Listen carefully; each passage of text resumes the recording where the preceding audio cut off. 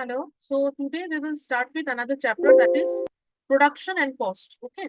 So in the previous chapter, what we have discussed about the behavior of the consumers, like how the consumers are behaving in the economy, keeping their income and their preferences, how they are behaving in the economy. Okay. Now we will see from the perspective of the producer that how they are behaving within the economy, how they are using their inputs, how they are properly allocating their inputs so that they can get maximum output. Okay. So what is, first of all, we have to know what is the meaning of production.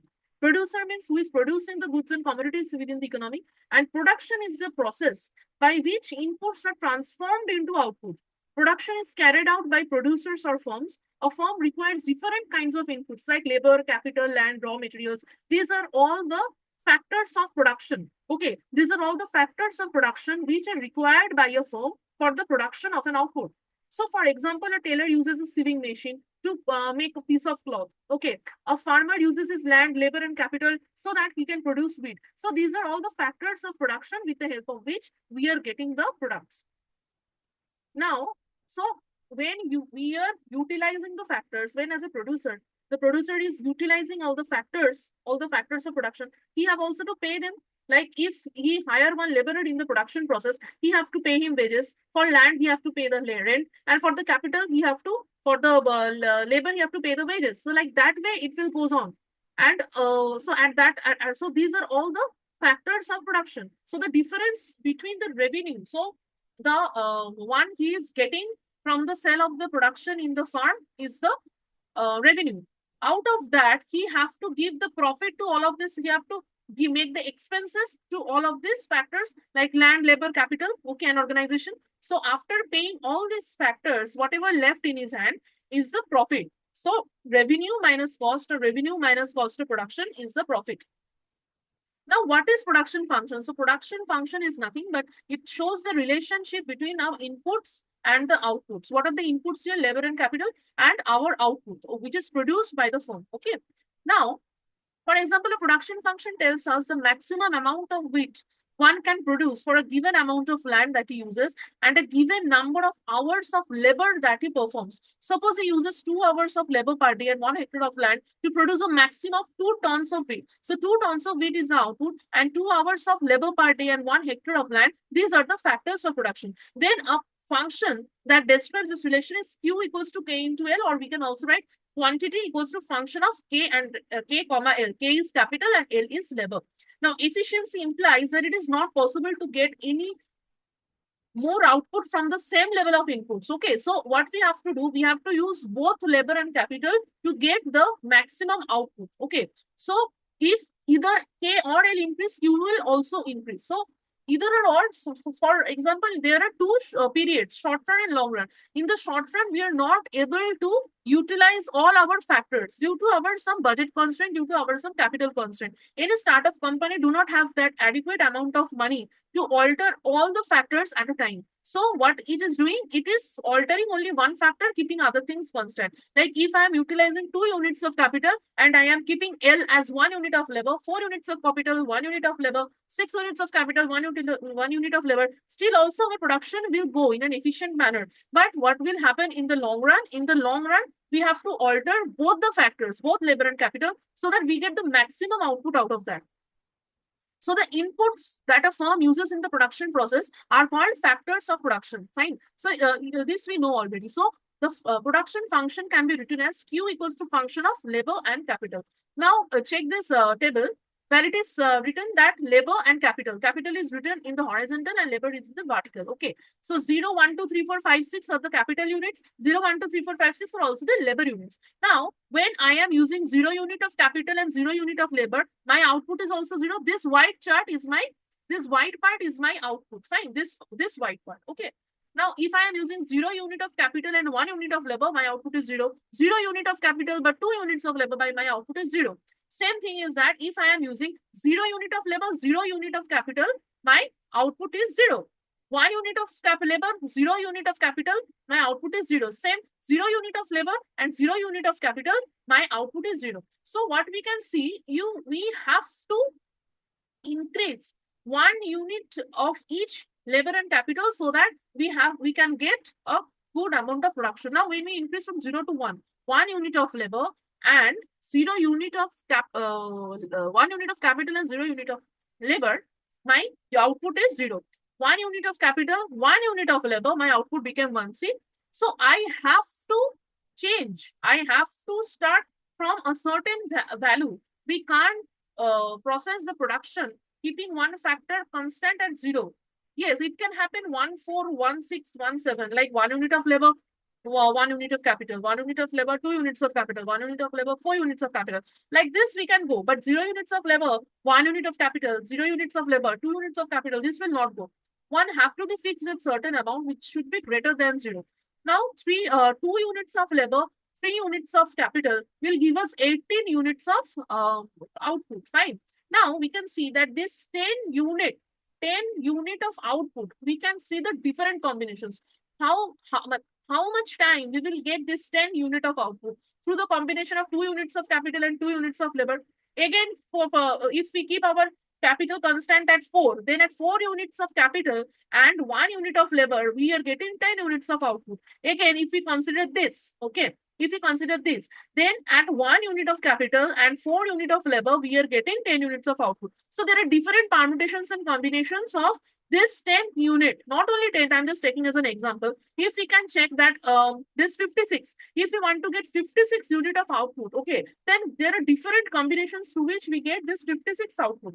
So like this way, we have to check, like we have to increase some capital, decrease some labor, or decrease some capital, labor, increase some, decrease some capital, increase some labor, or decrease some capital, increase some labor. Like this way, we have to go. So that way, our output will also change. So isoquant, like indifference curve, as we talked previously in the consumer behavior chapter, now we will study isoquant. So what is isoquant? On a given isoquant, that is on a given curve, all the output is same.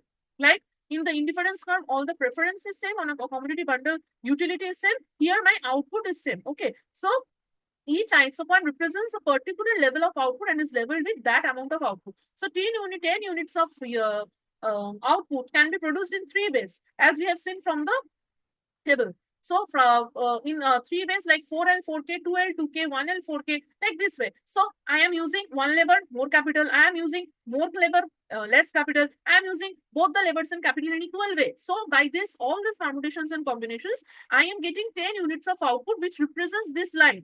Okay. So, and this is output 10. This is suppose output 40. This is output 56. So we are getting different permutations and combinations to get this output levels. So this is my isoquant. The table shows the corresponding output levels. For example, with 1 unit of labor and 1 unit of capital, the firm can produce at most 1 unit of output. But if we increase the amount, if we increase the factors by 1 unit and 1 unit, like 2 units of labor and 2 units of capital, it can produce at most 10 units of output. So like this way, we have to do. Now, as we say that there are 2 periods, short run and long run. In the short run, we have to keep one factor constant and others we will change, because the short term, which means itself means that the time period is very short. So we can change only one factor at a time. So in the long run, we can change both the factors. So in the short run, there are different types of concepts we can see here, like total product, average product, and marginal product. Suppose we vary a single input and keep all the inputs constant. Like I say here, like I am keeping the capital constant and labor change, or labor constant, capital change, then this thing will come. Total product to a variable factor, average product to a variable factor, marginal product to a variable factor. Fine. Now, total product is what? Total product is the, for different levels of input, we get different levels of output. This relationship between the variable input and output, keeping all if other inputs constant, is often referred to as total product. So if capital is fixed at 4 units, like we said previously, so we will get another combination of output. So this means total physical product of the variable input, where my capital is constant and I am changing my labor. Capital is fixed at 4. Capital is fixed at 4, but I am changing my labor from 0 to 5. From 0 to 60, there are different combinations I am getting. At 4 unit of capital and 0 unit of labor, I am getting 0 unit of output. At 4 unit of capital and 1 unit of labor, I am getting 10 units of output. So like this way, it will goes on. So this explains my total product or total physical product. Now, once we have completed defining total product, we can also interpret what is the meaning of average product and marginal product. Fine. So average product is the per unit of variable input, is defined as the output per unit of variable input, right?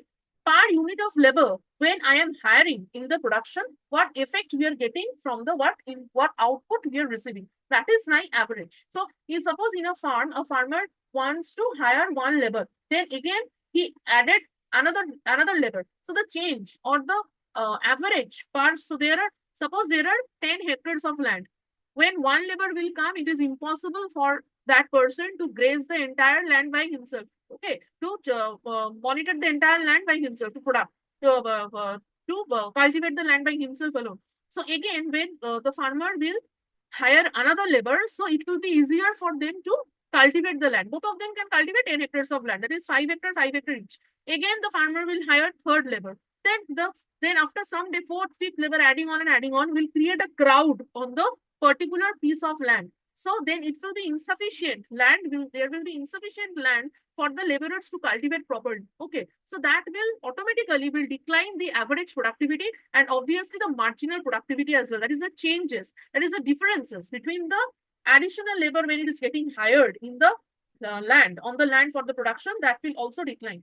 So see, it is happening. 0, 1, 2, 3, 4, 5, 6, I am adding on and on. My total product will increase up to a certain level. It will be constant. It will reach its maximum level and then it will decline. My average product will increase initially, then it will also decline, and same for MPL. So what it called the law of diminishing marginal product and the law of variable proportion. So why the TP curve is inverted U-shaped and why AP and MP are inverted U-shaped.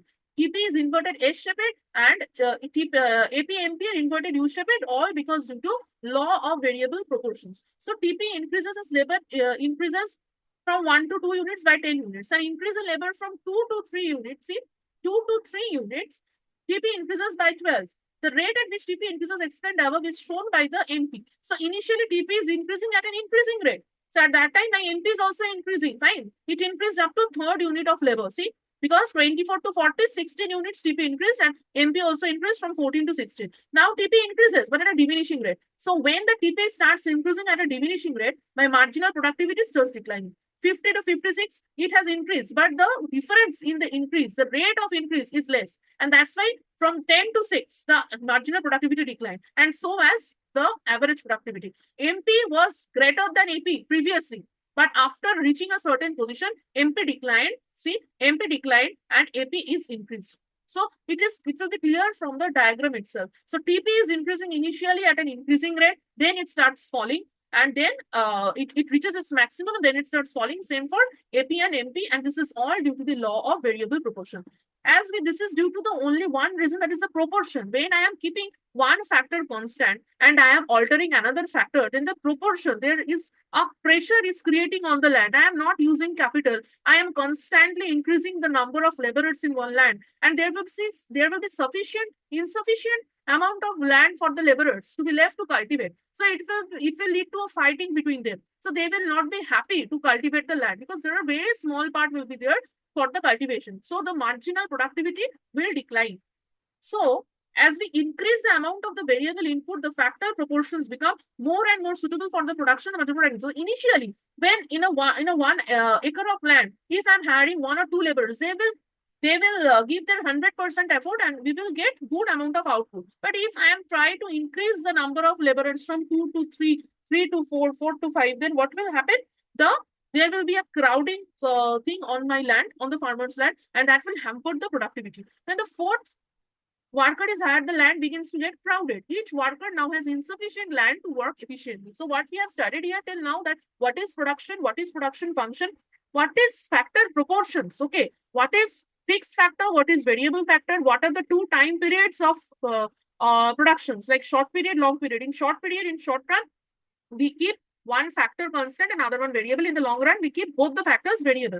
So in the short run, there are 3 concepts we came across, like TP, AP, and MP: total product, average product, and marginal product. So this is the shape. This is the inverted S-shaped of TP curve. Firstly, it is increasing at an increasing rate. So that's why this part is convex. Okay, this part is convex. Then it is reaching its maximum point here, and then it is declining. So this is all due to law of variable proportions, and the TP curve in the input-output model is a positively sloped curve. So according to the law of variable proportions, the marginal product of an input initially increases, and then after a certain level of employment, it starts falling. The MP curve therefore looks like an inverse U-shape.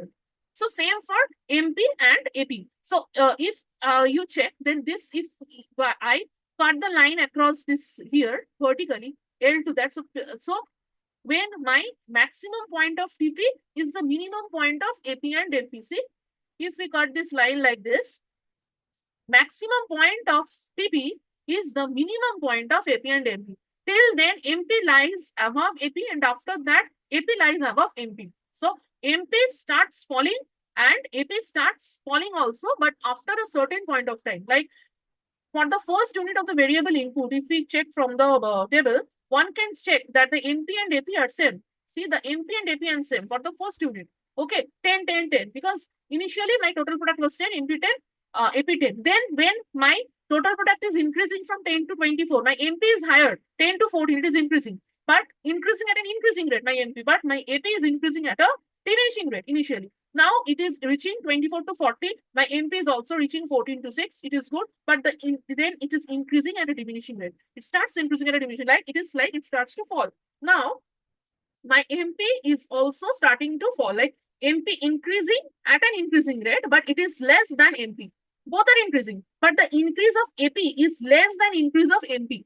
Fine. Now 16 to 10, MP declines after reaching its minimum point where AP equals to MP, and then same for the AP.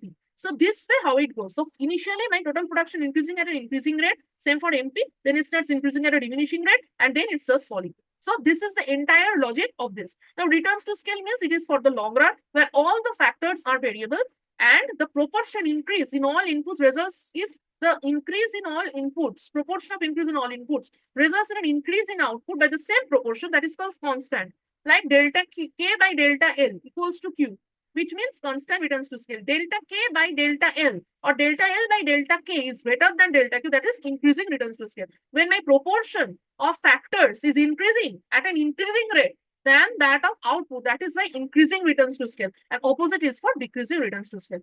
So this completes the production part. Next class we will do with the cost part. I hope it is clear with everyone. We can discuss, if any doubts we can discuss in the next class. Okay, thank you.